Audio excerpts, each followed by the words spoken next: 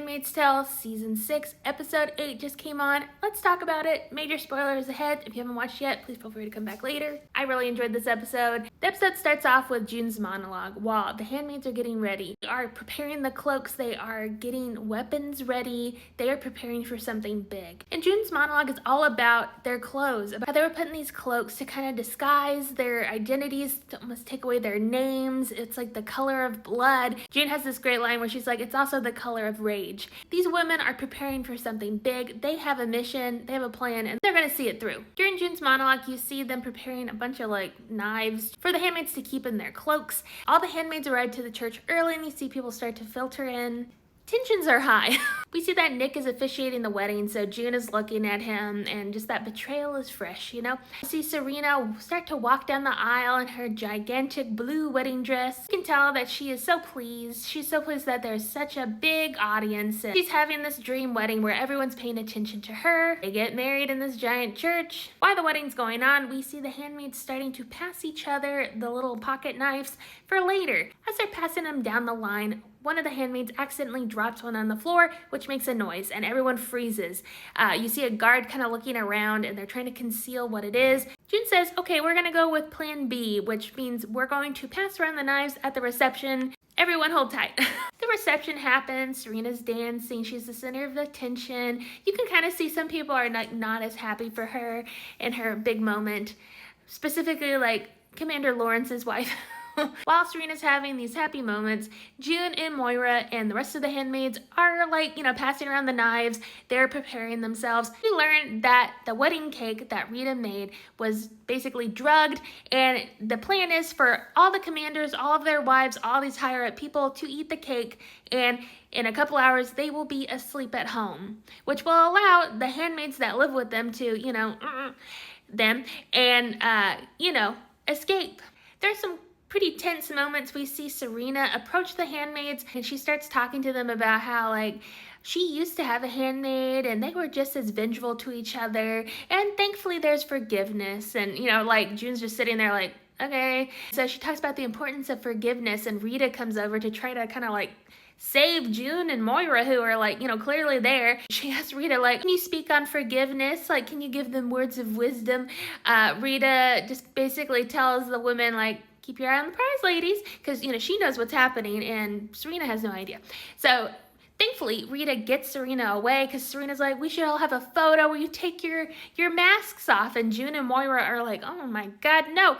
So thankfully, Rita kind of saves them from that. So the cake gets cut.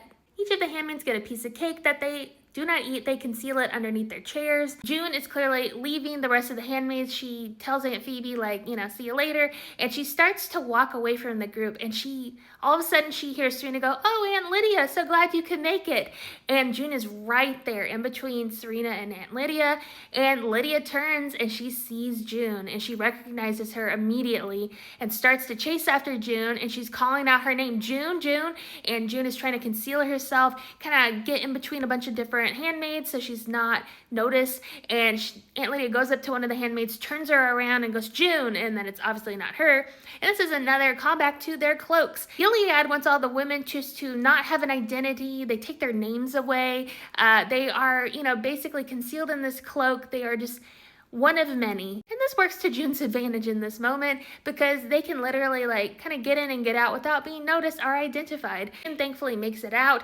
There's a moment where she walks by Nick's table, and you could tell there's so many things that she wants to say, but she just can't. So she keeps walking. But unfortunately, Lydia is very, very suspicious, and so we see her later in the wedding hall. She looks under the seats and she sees a bunch of pieces of cake that are not eaten, and she knows something's up. So she does not eat her piece of cake. This is one of those situations where I kind of feel bad for Serena, but really I don't. Serena and Commander Wharton show up to their house, newly married. She's so happy. And then Commander Wharton turns his eyes to a different room. She looks over, and there's a handmaid sitting there kneeling on the floor. And Commander Wharton goes over to her and, exchanges pleasantries. And Serena's like, what are you doing? What are you talking about? I'm fertile. And Commander Wharton's like, no, this is a present. This is the most fertile handmaid in all of Gilead. She has been given to us so we can have many children. Because he says, he wants a huge family. And Serena's like, Absolutely not. And they ask her name. She doesn't initially tell Serena what her real name is, but Serena's like pleading with her, what is your name? And she tells her name. And Serena turns around and tells Commander Warden, I'm not doing this. I'm not having a handmaid in my house. Commander Warden basically tells her, like, you're my wife now. Like, you have to do what I say. Serena basically tells him, you are just like all the other commanders. I can't believe I got myself in this situation again. Commander Warren says something about like, I've put up with your liberal ideologies for a little while, but like I've indulged you, but this is how it is. You're in my house, you're my wife.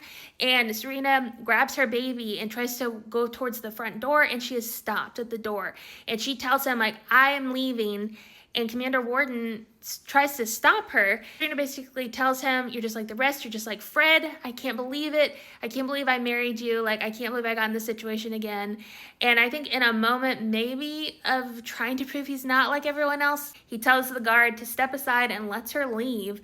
But I'm kind of wondering, like, does he have a bigger plan in motion? Because I can't imagine that this guy is going to let Serena embarrass him on the night of his wedding by leaving, because, you know, he's a commander. I don't know what's going to happen to Serena, but she grabs her baby and she just walks out that door and she just starts running. Meanwhile, June is walking through the town with the rest of the handmaids. Everyone's asleep, and, you know, each of the handmaids depart and go into their respective houses. And June is specifically going to save Janine. So she goes straight to Commander Bell's house. When she arrives, Commander Bell is sitting at a chair. He is drinking a whiskey and he gets a phone call.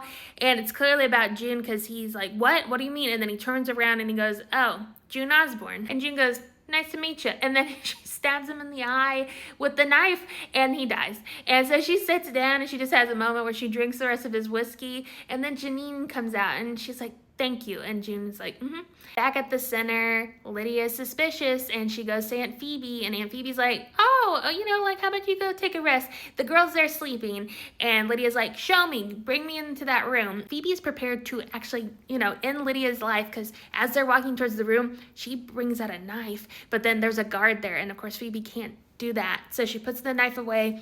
And she, you know, very anxiously opens that door. Lydia sees all the women in their beds and she pulls the covers off of one of the girls, and she's clearly about to run. She's in her full outfit and Lydia starts to yell. She gets all the handmaids kneeling on the floor and she's screaming at them about how she's going to punish them.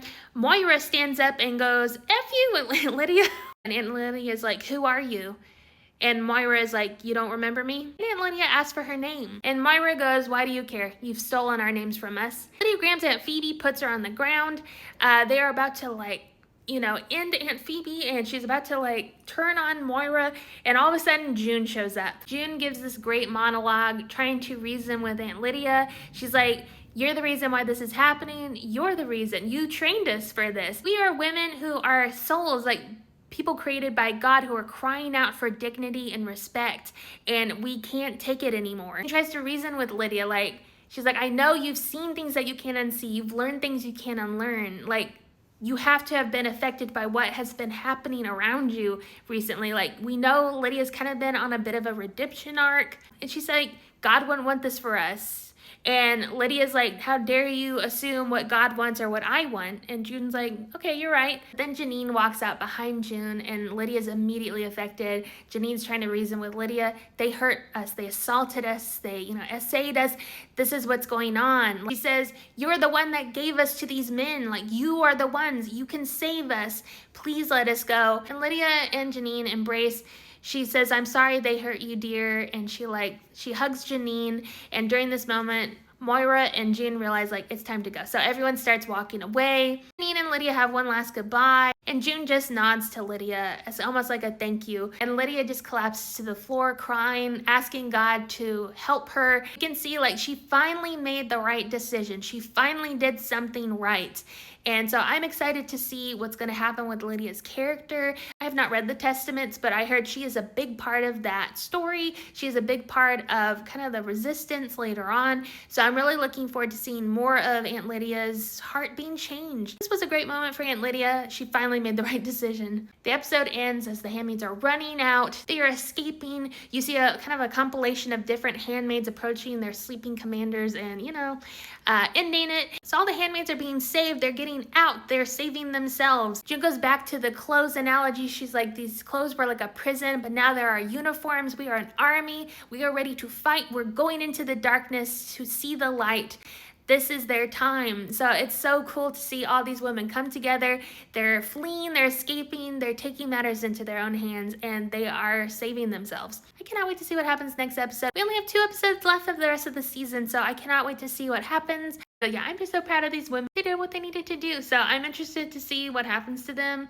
I'm interested to see what happens to Serena. What's going to happen to her? Can't wait to see what happens next. What did y'all think about this episode?